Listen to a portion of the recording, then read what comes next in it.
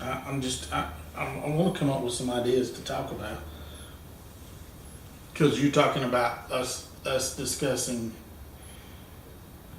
what kayak, picking somebody to go kayaking. Just go with it. Just go with it. I got this. Okay. All right. This is all you.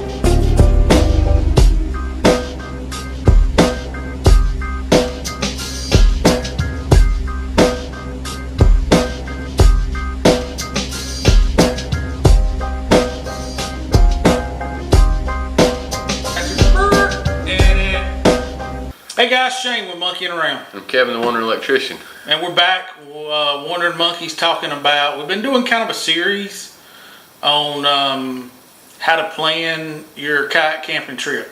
Basically how to put an idea in your head that you want to go and execute it and have a good time going down the river and camping on the river.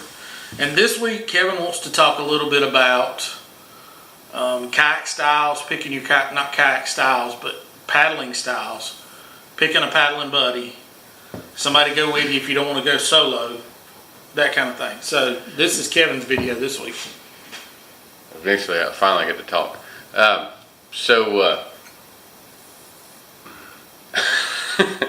Wait, edit that part. He finally gets to talk, and the first thing he says is okay, so finding somebody that you're going to be able to paddle with, that, you know, it's not really talked about a whole lot, but that becomes a little trickier than you think. You know, if you're someone who, like me, who likes to paddle a lot of miles, and, you know, you're expecting to get on the river with someone else that's the same style, well, they're not all the same style. Shane likes to go a little slower and explore and stuff like that, where, you know, I like to make as many miles in a day as I can, then we'll kick back at camp. But the thing is that there's more to it than just, oh, I'm a fast paddler, I'm a slow paddler, stuff like that. You've got to, there's the part of, you have to be tolerant of who you go with. I mean, you know, you're going to be on the river with this person and only this person for 4 or 5 days sometimes. So for you to find someone that you can handle being with, you know, solely for that amount of time and deal with what they come with, you know, there's times when I'll get out in front of him and I'm making good time and I look back and I'm like, well, I better wait on him for a little bit. And it starts to get a little bit, you know, you might get a little agitated. And you've seen our videos, you've seen on our channels and stuff, and you've seen where, you know, it looks like we're getting mad at each other or there's something like, it's really more. And we are. Sorry, okay. It's really more the situation than being actually mad. But that's the kind of situations that can really lead you into, you know, it can make it a bad situation for you if you let that kind of take personal. You know, it might get to be one of those times where, you know, I have to be like, will you come on, you know, just hurry up, or, you know, he might say slow down or something like that. But you kind of have to learn to take whatever the other one's saying into the situation that's going on. And, you know, later in the afternoon when you do get to camp, you'll be laughing about it. You know, stuff like that happens. But there's more to it than just, you know, you're not going to find, or rarely do you find the person who paddles exactly the way you want to do, does the exact same trip you want to have. Everyone's going to have their own trip.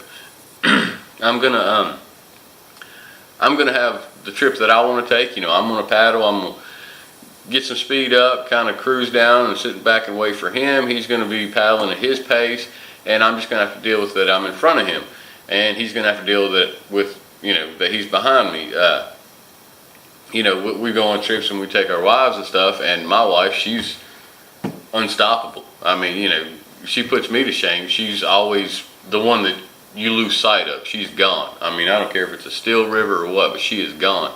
So finding someone that you can actually take for 4 days and not kill and come and not have, you know, one of those quiet, mad at each other rides home when it's all over with is a big part of it. Well, because when you're on the river, that's your partner. Yeah. That's if like on the New River, it was me and you.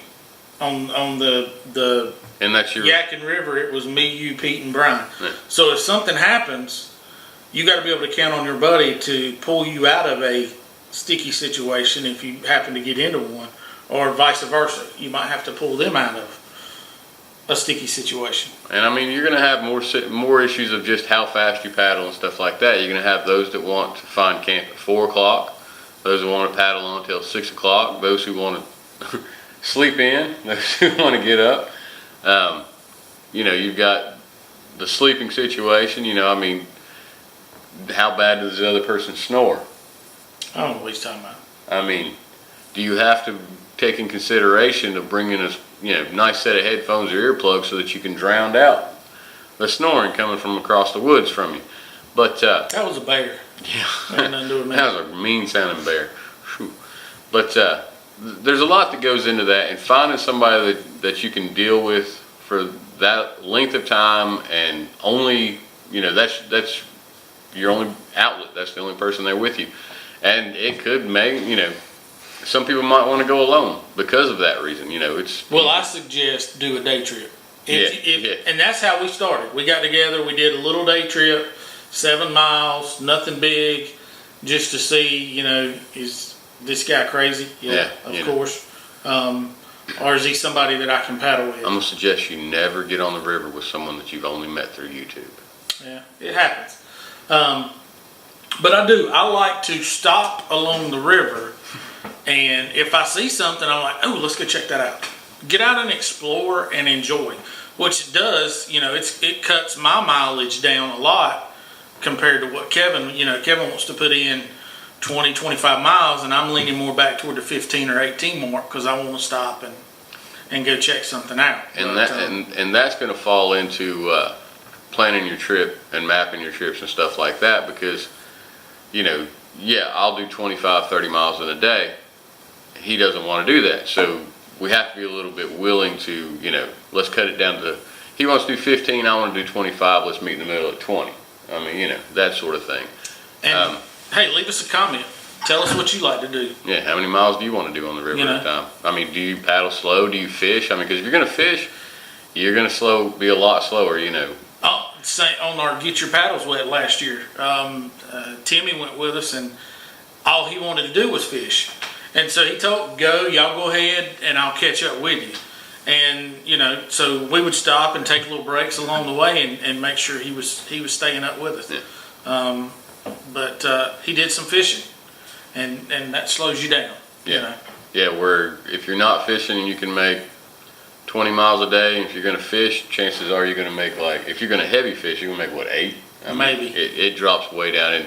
And I've fished on the river before too, and I've noticed that, we go from making 3-4 mile an hour to a mile, and so that's going to have to be a consideration you're planning. And that's just, again, find someone that you can handle to be with. You have to give and take a little bit as well. There's things that he wants to do on the river that I don't want to do, or may not be exactly the way I want to do the river trip. And same thing, there's things that I want to do that he might not necessarily want to do. Same thing goes for rivers. There's classes of river that I want to do and classes of river that he wants to do. And to other people, we're opening trips up to more people and getting more and more recommendations from people as to where they want to see us go or where they want to go with us and stuff like that. I'm not really big on paddling any kind of flat water, but to get the experience to go with more people and see more things, I'm more than willing to go do it. I may not want to do it multiple times. It's kind of like the Yakin River down across High Rock Lake. Yeah. One time was enough. I don't want to do it again. But I've did it twice. But it was an experience to have. There's no guessing, will I like this? Now I know that that's not the kind of trip that I want to take. But it don't matter, because any day you're on the river is a better day. Any time's good. And if I'll be honest with you, somebody said, hey, let's go paddle the lake again, or the same trip again, would I go? Probably. Absolutely. I mean, it's just one of those things, Absolutely, you'd go. If I get the opportunity to go, then I'm going. It's not going to matter. I mean, we've done the section of the Yakin that's real close to where I live. what, how many times? And the bullhole run and stuff like that? I've only done the bullhole one time. That was with you. I bet I've done the bullhole 15 times in a year. And I've probably done that section of the Yatkin, 10 times maybe. Because every time I get somebody, they're like, oh, let's go over here. Yeah. And I'm like, well, we've already done it. Let's do something else. No, I want to go do that. Okay. And you're gonna have to, if you got somebody going with you, and there's a lot of times we go on these trips and we've never met these people. But it's like a big family out there. You take care of it. It is. And like, let's see, when we went on the Yadkin River, the last trip on the Yadkin River overnight, that was with Pete and Brian. Well, I knew Pete. I didn't know Brian. I didn't know either one. Hey, Brian.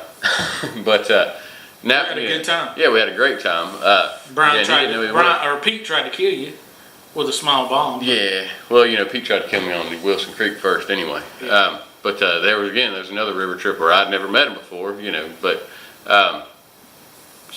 we go on these trips, and we kind of you have to kind of take into consideration, as well as what kind of paddling trip they want to take, but also what's their skill level. I mean, if you're going with someone that this is their first real time going overnight versus someone like Pete, who's been more nights than, by us by a long shot, and he knows exactly what he's doing, where he's going. He's got his stuff packed by the time we even wake up. So you go into stuff like that, and there again, he's the one that's going, well, I'm going to slow down for these guys, where, on like Get Your Paddles Wet trip, we cut those down to what, 10 miles a day?